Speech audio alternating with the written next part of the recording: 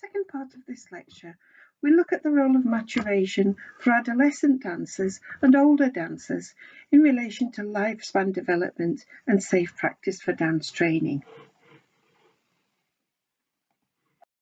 Let's take a look at adolescent dancers. The adolescent growth spurt is a period in development where the physicality of the dancers change significantly. As the term suggests, there are changes in the body size, proportion, and also the body's composition. With these changes come changes in flexibility and the alignment of the body, and these can all lead to demotivation if they're not handled correctly by the dance teacher.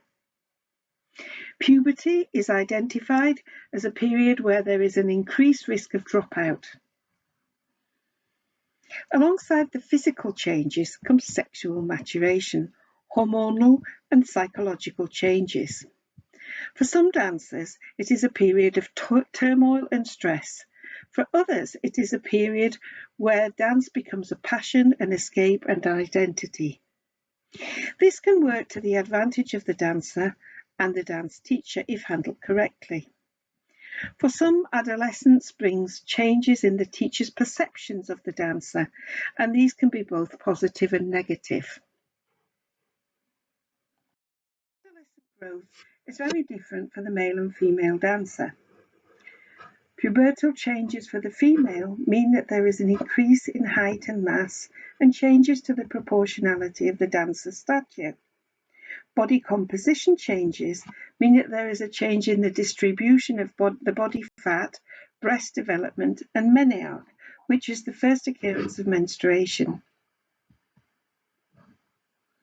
These changes mean that the female puberty can be more challenging to dancers, as they are not really conducive, or maybe perhaps not seen as being conducive to successful dance performance. The timing of puberty and maturation can also have an effect on the engagement within activities such as dance, with late maturers engaging more and longer than earlier maturers. For the male dancers, changes associated with male puberty are a greater stature and greater strength and power.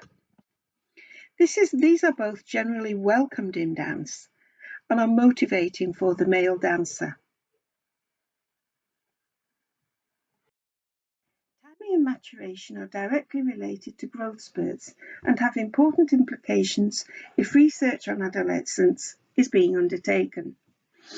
Maturation is highly variable in timing and tempo amongst individuals and across genders, and it depends on the pubertal status or the developmental age, the skeletal age, and the chronological age. Peak height velocity is the period where maximum rate of growth occurs. Peak height velocity is the period of time in which a child experiences their fastest upward growth in their stature, i.e. it's the time when they grow the fastest during their adolescent growth spurt. There are simple ways to calculate the predicted peak height velocity using gender, standing and sitting height, date of birth and weight, and these can be used to predict a child's biological maturity. Biological maturity can affect balance, coordination and proprioception, flexibility and strength, core strength, posture and the alignment of limbs. It's also important as a teacher to know if a female dancer has reached biological maturity when gauging readiness for point work, as feet and ankle strength, posture, flexibility and alignment are detrimental to the start of point work. Similarly, readiness for partner work, the strength, flexibility and balanced core and back and arm strength is important. Refining technical skills.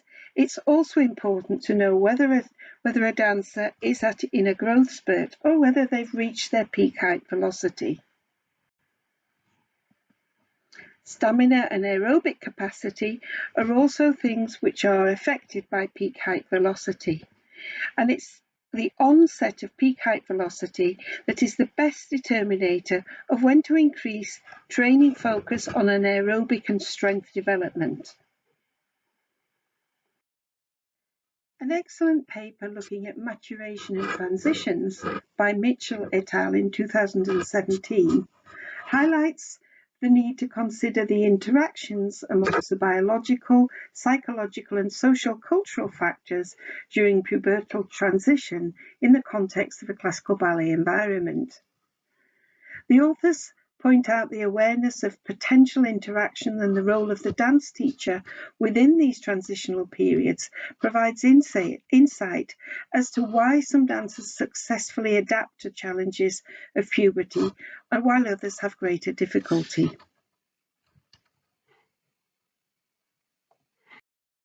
The responsible role of a dance teacher is also critical during these transitional developmental periods when decisions of how much training and when are made, as these can make or break a dancer who aspires to become an elite performer. There are general guidelines and considerations that we need to understand for adults, older dancers, and practitioners themselves as they mature along a lifespan career of dance practice. And these include flexibility. We know that flexibility diminishes with age, and longer stretching times are recommended in the older population.